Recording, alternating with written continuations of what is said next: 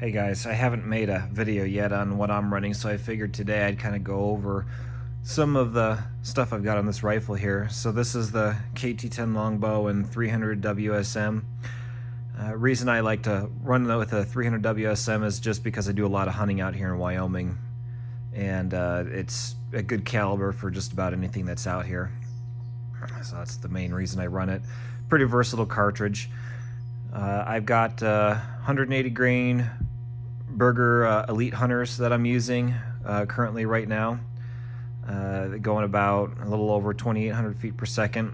I probably can get that up a little bit more if I play around with the loads, but the load I have right now is actually pretty accurate. It's between like a half and 3/4 MOA right now. But anyway, a little bit more about the rifle. So it's the KT10 Longbow. It's got 22-inch carbon fiber barrel in carbon fiber furniture throughout. So it's a pretty lightweight rifle. The bipod on the front of it is a Tier 1 tactical carbon fiber bipod. It's a pretty nice setup with the bipod there. It cants back and forth, and then it also swivels. And then legs extend as well. There's a lot of adjustment with the legs, so it's pretty nice. It's a pretty nice bipod. Now the scope I'm trying out is the Maven, is the RS 3.2, and so far it's been a pretty good scope. I haven't had any issues at all with it. The glass is really clear. The adjustments on it are audible and pretty firm. I don't know if you can hear that or not, but yeah, it's a pretty nice scope. The zero stop is really nice on it too, so I haven't had any complaints at all with the scope yet. The whole rifle, the way it sits right now, it weighs just about, I think it's like 11 pounds and 6 ounces with all the hardware on it, as you see it sitting here. Probably could get it lighter if going with a lighter scope. I think that scope is either 24 or 26 ounces. Obviously the bipod is, it is lighter for what it is. I don't remember exactly how much it weighs. You can probably slim the weight down going with like a more simpler bipod, but I like that one. The muzzle brake on this, well, the muzzle on this does not have a brake, because as some of you probably are familiar with, when you are shooting with the muzzle brake without hearing protection on, like if you're hunting, it's super loud. So that's like the only reason I do not have a brake on it. One of these days I am going to get a suppressor on it though. I'll probably make a video on that when that happens. Let's see here, what else? The trigger. So the trigger that I'm using is the Rise Armament 434 single stage trigger. It's got a very nice clean break and reset on it. I've been pretty happy with it. The rifle that I just built for somebody, he wanted it was a Trigger Tech Diamond single stage trigger. That's actually a pretty nice trigger. So I might be upgrading to one of those here in the future too. I've got another guy that wants one with a 2-stage Trigger Tech Diamond trigger. So I'll be looking forward to trying that one out too. But anyway, so that is pretty much the setup here. So I've got the 7-round magazine in here right now. I typically hunt with a 3-round magazine just to save a little bit more on weight, especially if I'm walking around in the mountains. This is still the original magazine I developed the whole platform with. Still going strong. No issues at all with the magazine. It works pretty well. So put that in there. So the next on the other side here, I've kind of touched base on this in the previous videos on how I have a manual bolt hold open, and just because with the way the magazine is, there's no way to do a bolt hold open on empty.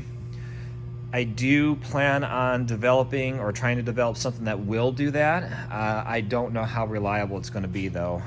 It's going to be a project that I'm going to be working on as time goes on.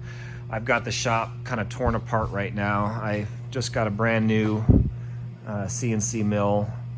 I'll probably be doing a video on the whole shop once I get everything cleaned up. You can see everything's just kind of like thrown everywhere.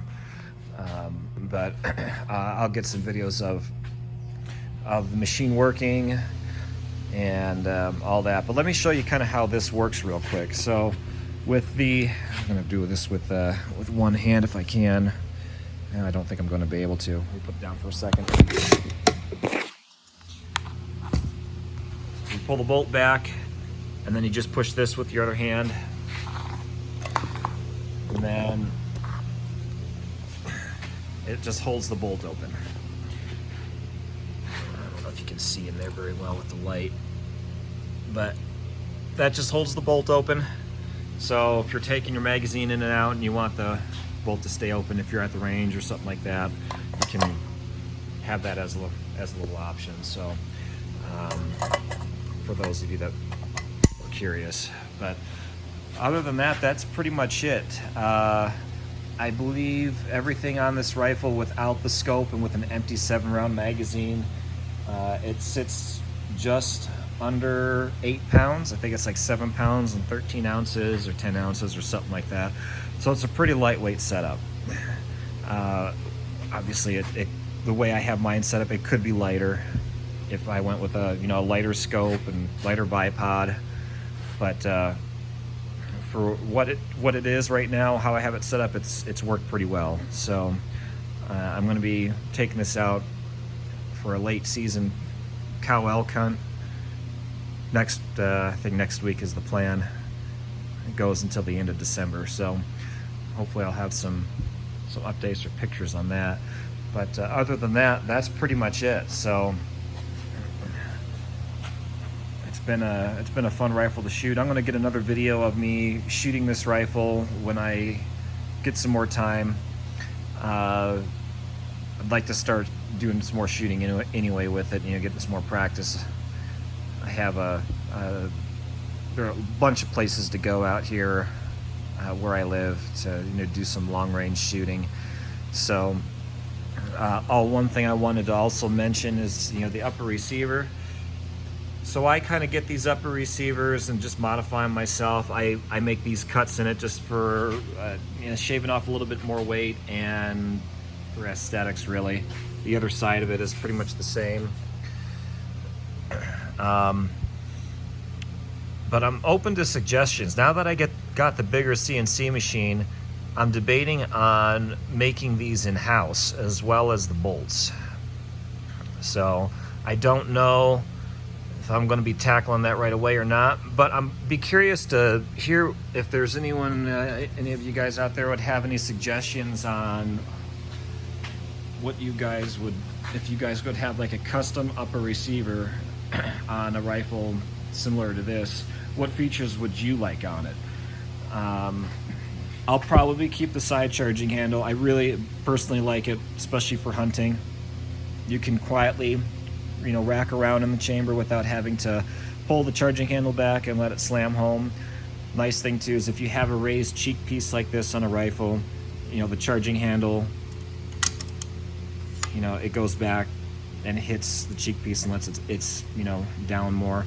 So with the way this one is set up, that's what makes the side charging really nice on it, because you don't really need the charging handle, but it is there. So that being said, I'll catch you guys in the next one.